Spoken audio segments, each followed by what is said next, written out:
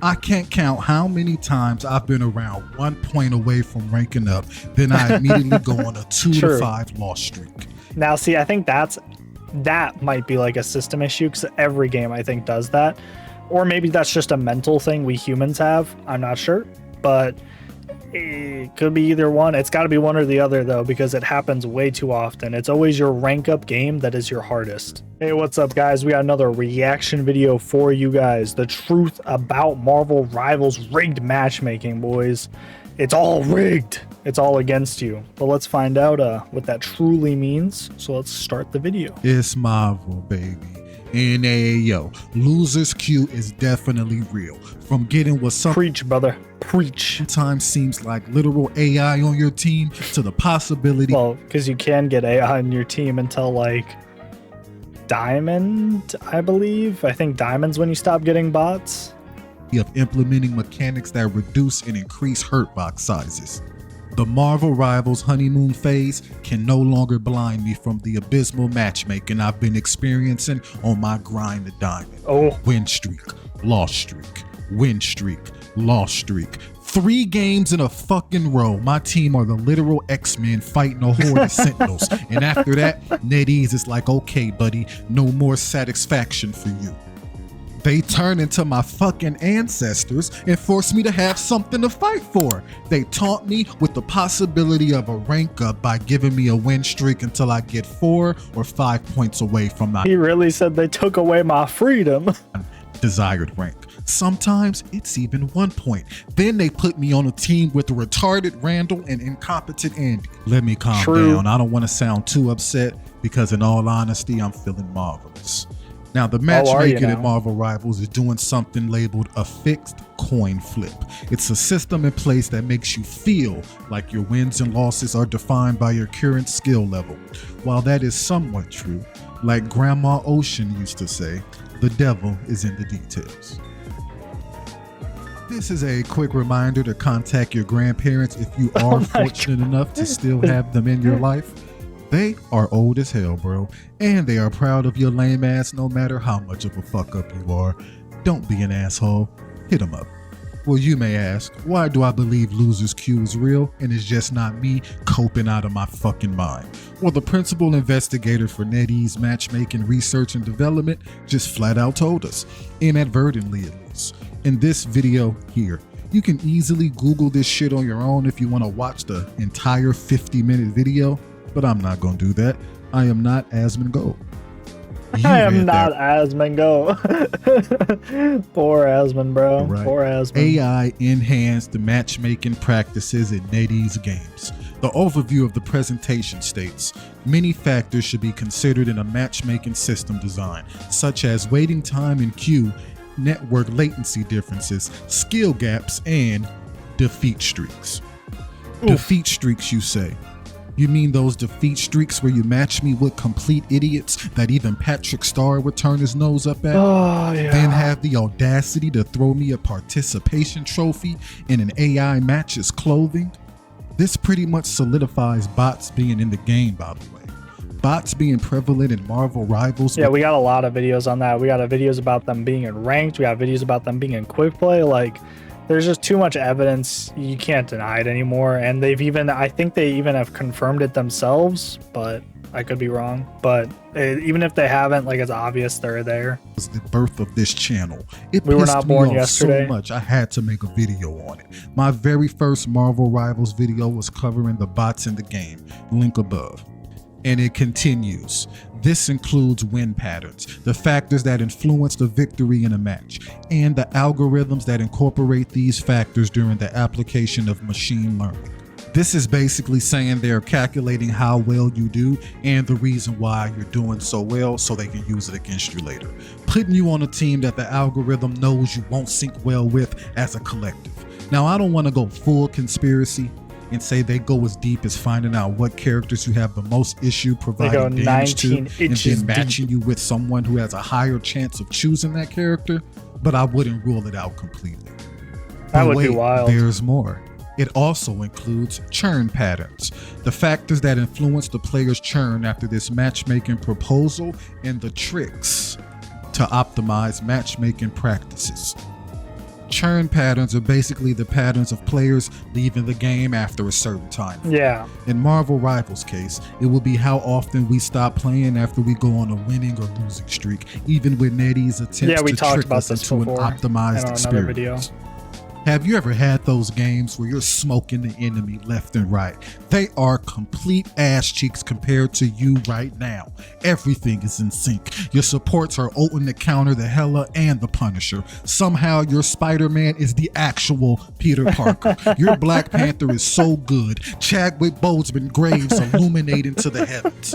True. Then in overtime, it seems like the enemy just defeated the fucking Baron Nashor in League of Legends, and you get rolled. Out of nowhere, they go Super Saiyan and smoke your boots. I do feel like this is one of the tricks they speak of when it comes to optimizing the matchmaking experience. Comment if this has happened to you. How about... Well, it's probably what he's talking about right now, I wouldn't say is because of the game itself. Like, yes, it is a feature in the game, but I don't think it's because, they put you against people that, adapt quickly or whatever he's saying. I don't really get what he's saying at this part, but my point is, like, that's just people probably counterplaying whoever you're playing and whoever your teammates are playing. At least that's what I've seen when I've had that happen or when I've done that to people. It also could be that they figured out your tactics. They, came together and they were like, hey, this is what they're doing. It's kind of BS. Let's counter it. You know what I mean? Like, not just countering your characters, but like countering your tactics. I can't count how many times I've been around 1 point away from ranking up, then I immediately go on a 2 to 5 loss streak. Now, see, I think that might be like a system issue, because every game I think does that. Or maybe that's just a mental thing we humans have. I'm not sure, but it could be either one. It's got to be one or the other, though, because it happens way too often. It's always your rank up game that is your hardest. I don't know why. Like, you could be ranking up from maybe not bronze to silver in this game, but a lot of other games, like bronze to silver, silver to gold, gold to plat, etc. Like, for some reason, no matter how far you get, each of those rank ups is always hard, even though you are better than the rank you're in. And you get out of that rank and it's easy, but that rank up was like, it was like fighting demons. It's crazy. It is actually insane. Now, something that is 100% fact is that there's a theoretical matchmaking system out there that a lot of players are not fans of. To reduce the risk of this video being shadow banned, I will not mention the name of this matchmaking. I'll just call it arranged marriage matchmaking. Interesting. Okay. It's been widespread throughout the Apex Legends and Call of Duty communities. I haven't played a Call of Duty in a long ass time, but Apex, when it was like the top dog besides Fortnite, yeah, I could definitely attest to that as someone who got to Apex Predator. Also been a patent that Activision filed that negatively impact gameplay of skilled players when going up against worse players due to the arranged marriage matchmaking. This includes decreasing and increasing the size of hit and hurt boxes and lowering the damage of weapon used by the more skilled player. This is pretty much a background handicap that no one agreed to. Arranged marriage matchmaking can tell when the game is making you upset. It can sense when you're about to call it a night. It knows. It can tell when you're about to bust a nut. You've hovered over that Psylocke skin you haven't bought 10 times since you've booted up today. And guess what arranged marriage matchmaking has? See, that's why you're about to bust a nut, that Psylocke skin. Its sleeve. A teammate with a 73% win rate on Psylocke that happens to rock the Gooner skin. It's all manipulation. We love it. To get you to spend more time in the game so you can inevitably spend that hard-earned cash on pixels. And we can't even be mad because it's working.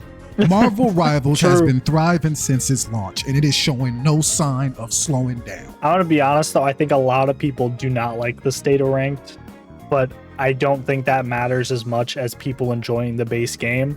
I know that might be like a hot take, but like, I just think that obviously quick play matters more than ranked in a game, because quick play is the embodiment of what the game is and how like chaotic and fun it's supposed to be. And honestly, I've never not had fun in quick play. Like, there's been some, like, I don't like the bot matches. That's really my only negative. I think they just need to get rid of that, but that's just me. You know, I think a lot of other people agree with me on that part of what I'm saying. Don't know about the other part. But yeah, ranked is just, it's just kind of goofy. Like, I'm going to be honest. Like, it seems like people, because of the Chrono Shield thing, it seems like a lot of people get to a rank they shouldn't be in. And a lot of people think that carrying is a thing, and they think that they're a one-man team. And I know this isn't a lot of games, but it seems worse in Marvel Rivals. That's just my opinion. Like, it wasn't this bad when I played Valorant ranked, Apex, but Apex is a little different because you're usually like in a group of friends. What's another one that's like a big ranked game? Like League of Legends, it's not even like that. Even though in League of Legends you can actually carry. I would say in League is the game that you can carry the most as an individual in a team game, and that's because if you get fed, you're just basically a freaking world-class like dungeon boss.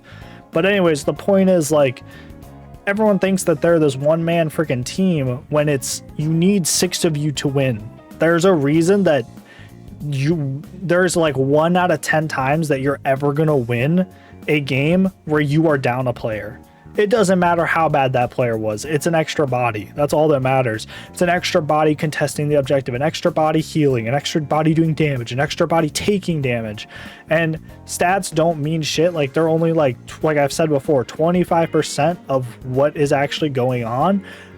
But that still is something, and they're still doing something. Do you know what I'm saying? Like, it doesn't matter. Like, even having a scarecrow would help.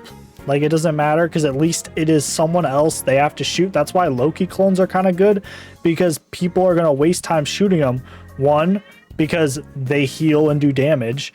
2, Loki can teleport to them and also use them as shields, and they can take damage for other people. And then his ability where, you know, he makes everyone invulnerable around his person and his clones. You know what I'm saying? So it's like, that's literally the definition of like scarecrow tactics. So, losers queue. At the end of the day, the industry has scientifically created a matchmaking system that frustrates players. Yeah, anyone who says winners queue or losers queue or any of that stuff isn't real is just coping. I'm going to be honest. And it's not that, like, I'm not saying that anyone who's losing or not in the rank they think they should be is in losers queue or whatever. But, like, there are points where you are getting matched with people way worse than you. And there are times when you're not and you're just coping. But to deny its existence because it isn't happening in that situation or your situation is just ignorant. That's all I must say. Like, that's ridiculous. But keeps us coming back. They have found the perfect balance of love and hate. League of Legends does this. The copium, not the copium, what the fuck is the word? Whatever. The dopamine, that's what I was looking for. The dopamine you get when you win is insane in that game. And when you lose, there is not any other game that I've hated my life more than when I lose in League of Legends, because it is an hour of your time gone. It is insane. That's why I don't play the game anymore. Of sadness and happiness. To feel that hit or like, don't get me wrong, it's not a bad game, like conceptual wise. Let's be real, it's kind of going downhill with the microtransactions and all that stuff, but we're not going to yap about that. Dopamine when you finally hit that new rank after grinding and grinding and grinding. You must first feel the heartbreaking, demoralizing, and dispiriting experience we call a loser's queue. Yeah, I'm gonna be honest with you. My friend was in losers queue for the longest time, and he got into diamond. He's like diamond 2, diamond 1 now. Like, he literally was losing, and then he started winning. Like, it's like that fucking anime thing, like where it's like I killed dragons, I lost, I won, I won, I won, and I could, like, you know what I mean? Like, it keeps going. Like, that was literally what he did. And honestly, I had the same thing happen to me when I was going from gold to plat, etc. Like, it's just, it seems like whenever you're close to ranking up, you just get stuck in like a loser's queue for a bit. And you know, people are going to say, oh, well, that's just because you're not used to the rank and you shouldn't be there yet. And you're like adapting. I'm like, no, that's not it. Because you can't tell me this dude's going 30-3 and on the objective all the time. Even if you don't have those high stats, you don't need those high stats. But if you are on the objective and you are supporting your team and doing your role, And by supporting your team, I don't mean healing. I mean like doing whatever your role is. And DPS doesn't mean getting kills. It just means getting, like, yes, it means getting kills, but getting the most kills isn't necessarily what it means. Like, meaningful kills is what a DPS should be doing, if that makes sense. But all my point is, like, if you're doing those things and you're still losing, I think you're in a loser's queue, and that's just me. Like, there are people that I've seen that should be in a way higher rank that they are, and they're losing. That's my alarm. Anyways, enough of my BS. Let's look at this guy. Remember, like and subscribe to Black Ocean, and like the video. The link to the video will be in the description below. Remember to subscribe and like to your boy, me, Papo, I don't know. Anyways, I hope you guys enjoyed. Oh, I dropped my phone. Anyways, see you guys next time. Peace.